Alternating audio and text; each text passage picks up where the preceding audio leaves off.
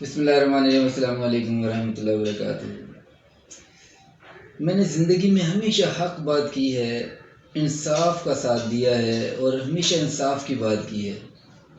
کبھی میں نے کسی پر ظلم نہیں کیا، کبھی کسی کے ساتھ ناانصافی نہیں کی، کبھی میں نے غلط نہیں کہا۔ میں نے جو کچھ بھی کہا ہے ہمیشہ ہمیشہ سچ کہا ہے۔ جب بھی میں کوئی بات کرتا ہوں کسی بیس پر بات کرتا ہوں، کوئی نہ کوئی اس کی بیس پر کوئی حقیقت ہوتی ہے، ریالٹی ہوتی ہے، فیکٹ ہوتا ہے۔ کبھی ایسا نہیں ہوتا کہ میں صرف اپنی ذات کے لیے کسی پر ظلم کروں، اپنی ذات کے لیے کسی کو نقصان پہنچاؤں، کبھی ایسا نہیں ہوا۔ میرے دوستو، ایسا تقریباً سب لوگ سوچتے ہیں،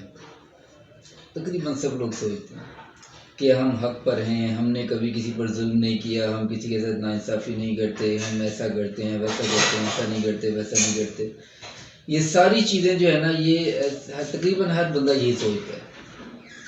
یہاں تک کہ میں ایک مرتبہ ایک کتاب میں ایک واقعہ پڑھ رہا تھا، اس شخص کا واقعہ جو یورپ کی کسی کنٹری کا، شاید امریکہ کا ایسا شخص تھا کہ جو مفرور تھا، جس کے پیچھے یعنی پولیس لگی تھی اور یعنی بہت اس پر مقدمات تھے، مقدمات بھی قتل کے تھے، اور وہ کس لیول کا قاتل ہوگا آپ اس چیز سے اندازہ کریں کہ ایک مرتبہ وہ یعنی جب جا رہا تھا اپنی کنوینس پر، رستے میں اسے ٹریفک پولیس نے روکا اور صرف اتنا کہا کہ جی لائسنس دکھا دیں۔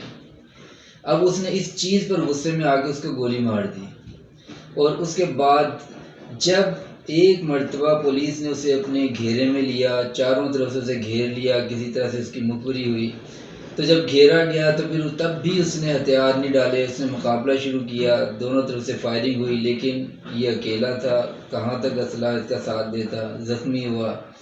اب زخمی ہونے کے بعد اس نے اپنے خون سے ایک سٹیٹمنٹ لکھی، اور وہ سٹیٹمنٹ کیا تھی یہ اب سٹیٹمنٹ دیکھیے گا، اور پھر جو میں نے باتیں کی ہیں ان پر غور کیجیے گا۔ اس نے وہ سٹیٹمنٹ یہ لکھی کہ میرے سینے میں ایسا دل ہے جو کسی کو تکلیف نہیں پہنچا سکتا۔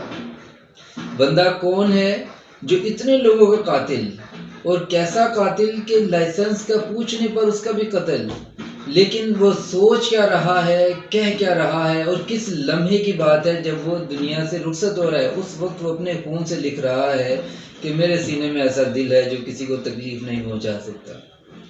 تو میرے دوستو، ہر بندہ اپنے آپ کو اسی طرح سمجھ رہا ہوتا ہے۔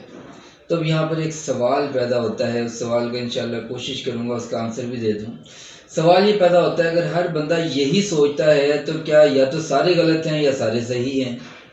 ایسا بالکل نہیں ہے، بلکہ اگر یہ دیکھنا ہے کہ میں کتنا حق پر ہوں اور کتنا باطل پر ہوں، تو پھر اپنے آپ پر تنقیدی نگاہ ڈالنی پڑے گی، اپنے گریبان میں جھانکنا پڑے گا، اپنے آپ کو تنقیدی نگاہ سے دیکھنا پڑے گا، اپنے آپ کو تنقید کا نشانہ بنانا پڑے گا، اور اپنے آپ کو دوسرے کو اس پوزیشن پر دیکھنا پڑے گا کہ اپنے آپ کو اس کی پوزیشن پہ رکھ کے دیکھیں۔ اگر میں ایسا سوچ رہا ہوں تو وہ کیسے سوچ رہا ہوگا، اگر میری جگہ وہ ہوتا تو وہ کیا سوچتا، اگر اس کی جگہ میں ہوتا تو میں کیا سوچتا۔ اب جب اس انداز سے صرف سوچ کا رخ موڑیں گے تو معاملات کلیئر ہوتے ہوتے چلے جائیں گے۔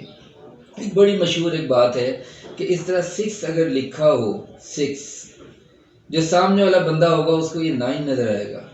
میں 6 کہہ رہا ہوں، 6 لکھ رہا ہوں، لیکن سامنے والے کو 9 نظر آ رہا ہوگا، کیونکہ اس کے دیکھنے کا زاویہ مختلف ہے، وہ کسی اور اینڈ سے دیکھ رہا ہے۔